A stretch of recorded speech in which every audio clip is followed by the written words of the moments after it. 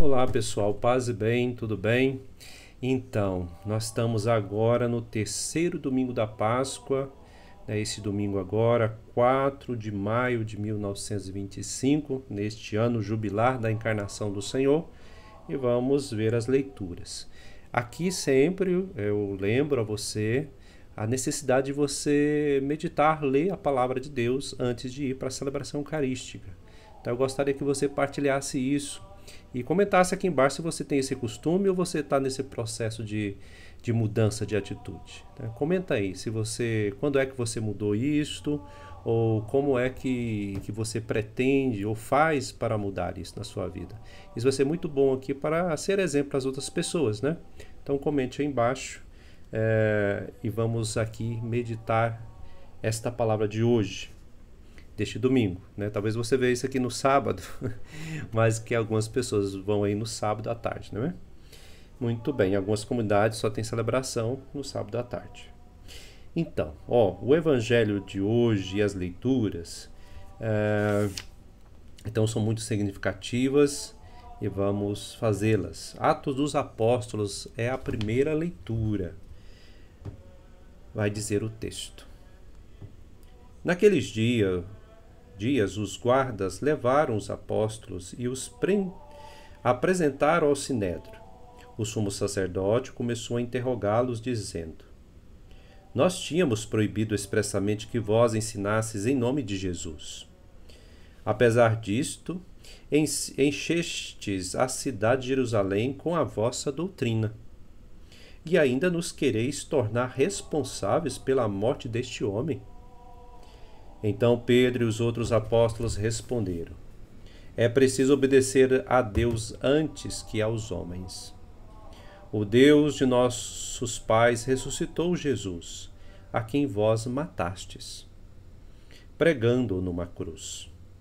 Deus, por seu poder, o exaltou, tornando-o guia supremo e salvador, para dar ao povo de Israel a conversão e o perdão dos seus pecados. E disso somos testemunhas, nós e o Espírito Santo, que Deus concedeu àqueles que lhe obedecem. Então mandaram açoitar os apóstolos e proibiram que eles falassem em nome de Jesus, e depois os soltaram.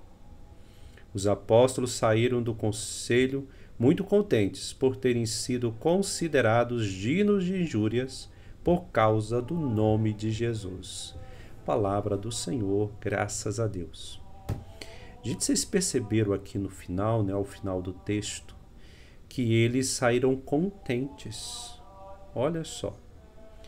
Depois de serem presos e receber aí algumas punições, açoites, eles saíram contentes, porque este sinédrio, né, não viviam a palavra de Deus, e eles percebiam que, poxa, estamos vivendo, né? Estamos vivendo, porque eles não escutaram, assim como fizeram com Jesus Cristo, estão buscando fazer conosco mesmo. Então nós estamos no caminho certo. Olha só, gente, né? Que vigor dessa comunidade. Às vezes nós na comunidade aí, nas paróquias, diante dos desafios, de repente, eu acho que não dá mais, eu quero desistir, não quero ser mais catequistas. Às vezes surge um conflito, não quero ser mais ministro da Eucaristia, porque apareceu aí uma discussão no grupo, ou apareceu algo que eu não gostei, ou alguém falou alguma palavra torta. Olha só, gente, né? Imagina só, aqui eles foram presos e açoitados. E nós, nas nossas lutas, né, na nossa tentativa de formar as comunidades, ficamos às vezes assim tão às vezes fracos espiritualmente, né? E não aguentamos os conflitos de uma igreja que é peregrina, né? Que está aí nas lutas da vida, contra os males, que temos nossos desafios psicológicos e espirituais, e diante de um problema queremos desistir, né? Olha só, olha o vigor desse povo aqui, né? Que coisa, né? Que a gente precisa, assim, realmente levar em consideração. E a força desse povo pregando, porque eles acusavam: olha, nós proibimos vocês de pregar e vocês ainda estão insistindo. Então Pedro e os outros pegaram a palavra e falaram de novo a mesma coisa, né? É preciso obedecer a Deus antes aos homens, né? Aqui não é sinal de desobediência, né? Simplesmente ela fala assim, ó, o padre tá falando isso aí, o Frei, e eu vou fazer isso, né? Vou desobedecer. Não é questão de desobediência, né? A gente não pode usar esse trecho para a gente viver o nosso orgulho. Aqui a gente tem que ver o contexto bem claro, né? Que essas lideranças religiosas, elas não estavam aí vivendo nada das coisas de Deus. Muito bem, força, meu irmão, minha irmã, né? Nada de desistir, viu? Coloca aí embaixo se você já teve, aquilo que você pode falar, não precisa entrar em detalhes, né? Mas já teve vontade de desistir do seu trabalho pastoral e de movimentos? Fala aí para mim. O que você aprendeu com isso? Ou você ainda está com isso, né, com esse desejo? Sem entrar em detalhes, sem citar nomes, né? Comente pra gente que vai ser bom a gente partilhar para a gente crescer juntos. Segunda leitura, Apocalipse, capítulo 5, do versículo 11 ao 14. Eu, João, vi e ouvi a voz de numerosos anjos que estavam em volta do trono e dos seres vivos e dos anciãos. Eram milhares, milhões de milhões, e proclamavam em alta voz: o Cordeiro imolado é digno de receber o poder, a riqueza, a sabedoria, a força, a honra, a glória e o louvor. Ouvi também todas as criaturas que estão no céu, na terra, debaixo da terra e no mar, e tudo o que neles existem, e diziam: ao que está sentado no trono e ao Cordeiro, louvor e a honra, a glória e o poder para sempre. Os 4 seres vivos respondiam: Amém. E os anciãos que prostraram em adoração daquele que vive para sempre, né? Eles também se prostraram em adoração, esses anciãos. Palavra do Senhor, graças a Deus. Aqui nesse tempo pascal, esses trechos do Apocalipse, né? Aqui nós lembramos dessa glorificação do Senhor, morto e ressuscitado, né? Foi glorificado, foi elevado à direita do Pai. Então a nossa condição, tá? Então assim, toda vez que a gente fala a ascensão do Senhor, a gente falar sobre foi glorificado o Filho de Deus, sempre lembrar que é o Filho, o Verbo encarnado, né? Verdadeiro homem, verdadeiro Deus. Eu acho que, como diz Karl Rahner, um grande teólogo, deveríamos falar muito mais sobre a questão da encarnação do que a gente normalmente fala. Porque o que foi elevado e glorificado, o que subiu ao céu, é a nossa condição, né? A nossa condição agora está em Deus e ela pode agora ser resgatada, é por meio de Cristo, né? Caminho, verdade e vida, né? Ele é a ponte, a cruz é a nossa ponte, a glorificada, não é? Então, meus irmãos, esse texto do Apocalipse nos lembra disto, né? Do nosso destino em Cristo. Por isso esse louvor, essa glória desses anjos, dessas criaturas celestes e também das terrestres, né? Tudo que está abaixo, está acima, glorifica o Senhor, porque agora tudo foi unido, foi feito aliança, né? Tudo caminha para Deus, nele, por ele e com ele, né? Então assim vamos caminhando nessa esperança, viu? Com esperança. Lembra do desafio da primeira comunidade nos Atos dos Apóstolos? Pois é, olha só a glória que nós vamos chegar. Como diz Francisco de Assis, olha, as penas são temporais, né, no sentido aqui dos desafios, dos sofrimentos. São poucos, pequenos, comparado à riqueza e à glória daquilo que seremos. Mas precisamos semear já agora, viu? Viver bem agora.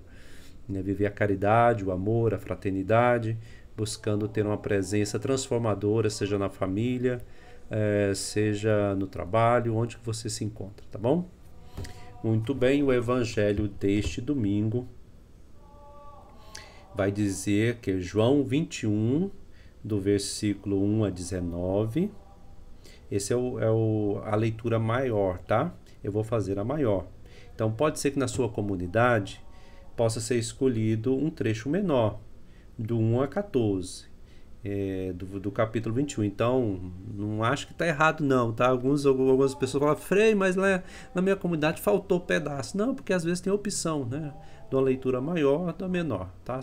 A comunidade vai optar, o padre ali, a equipe litúrgica vai optar em qual leitura vai ser feita, né? Se é a maior, se é a menor. Tranquilo, tá, gente? Isso é tranquilo.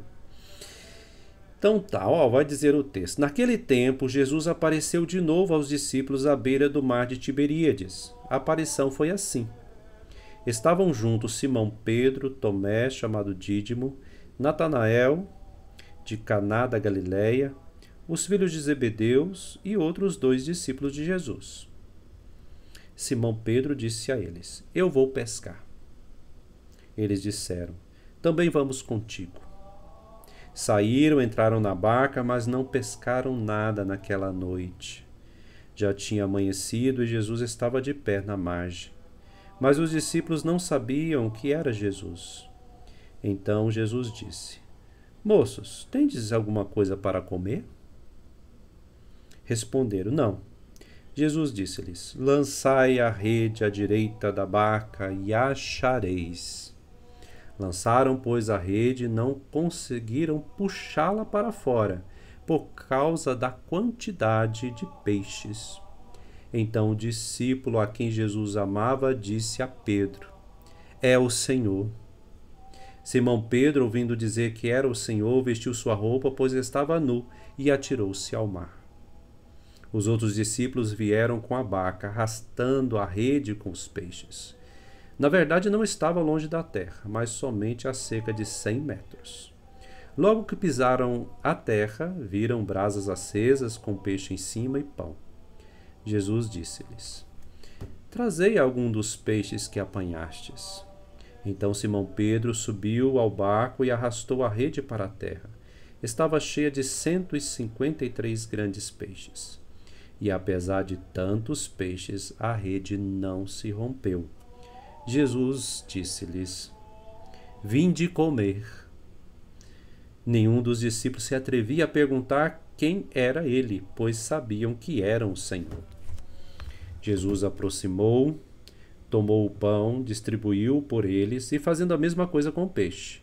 Esta foi a terceira vez que Jesus, ressuscitado dos mortos, apareceu aos discípulos.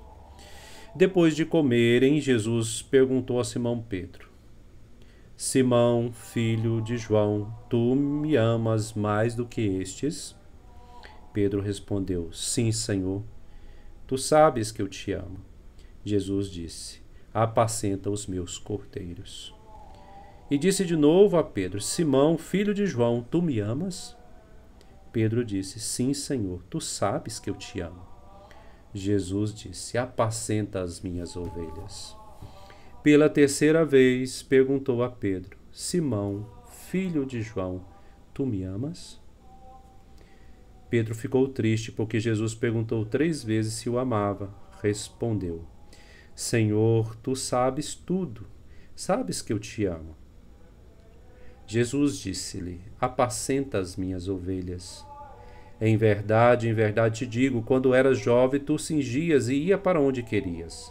Quando fores velho, estenderás as mãos e o outro te cingirá e te levará para onde não queres ir.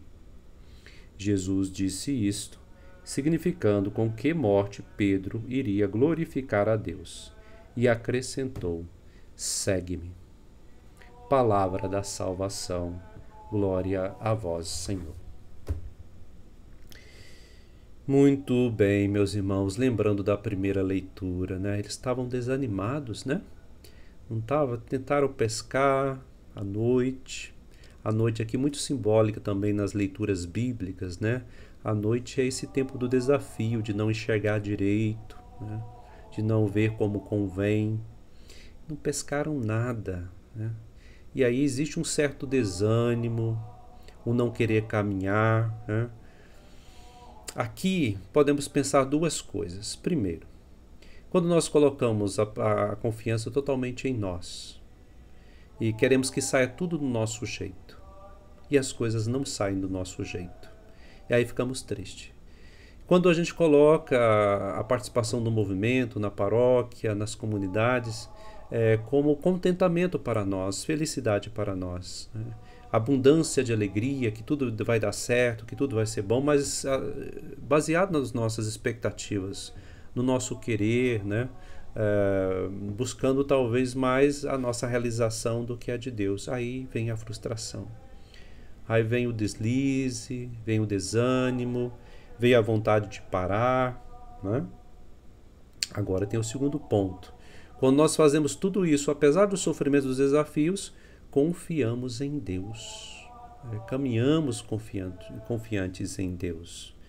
Quando esse sinal é realizado pelo ressuscitado, e os discípulos não perceberam quem era ele, né? Porque é o mesmo, mas está diferente, né? Isso aqui, o Bento XVI, naquele livro, né, que ele fala sobre a ressurreição do Senhor, ele tem uma coleção que fala, são 3 livros, né?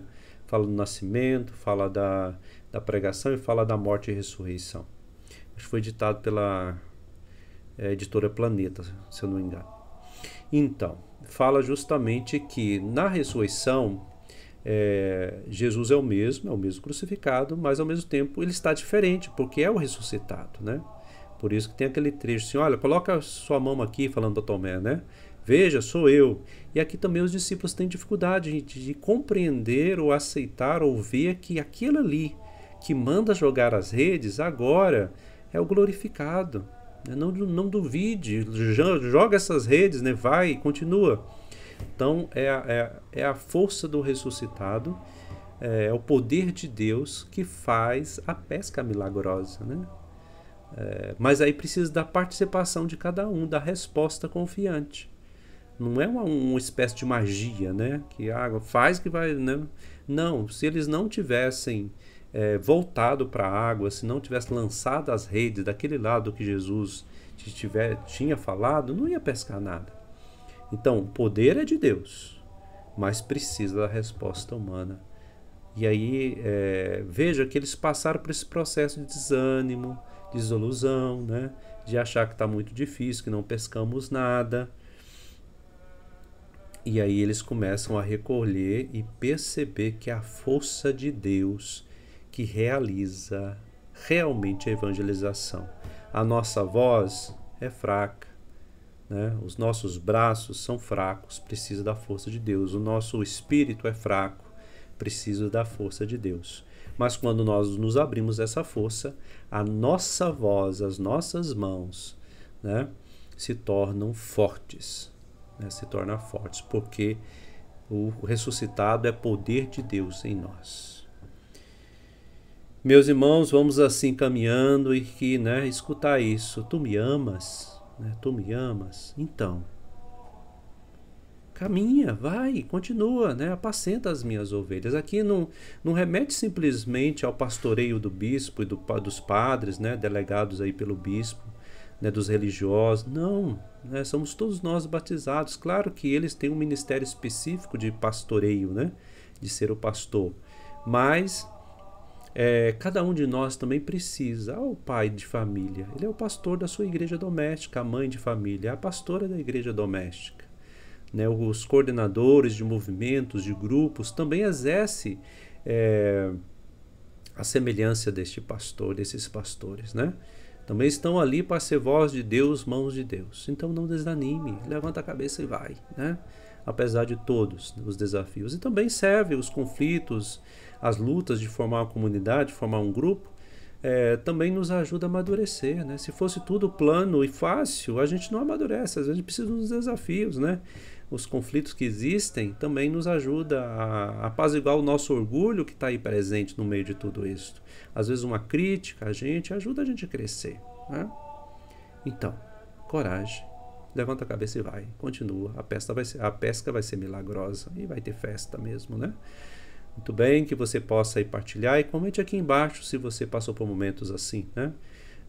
E como você busca ânimo, né? Bota aí embaixo, como você busca ânimo?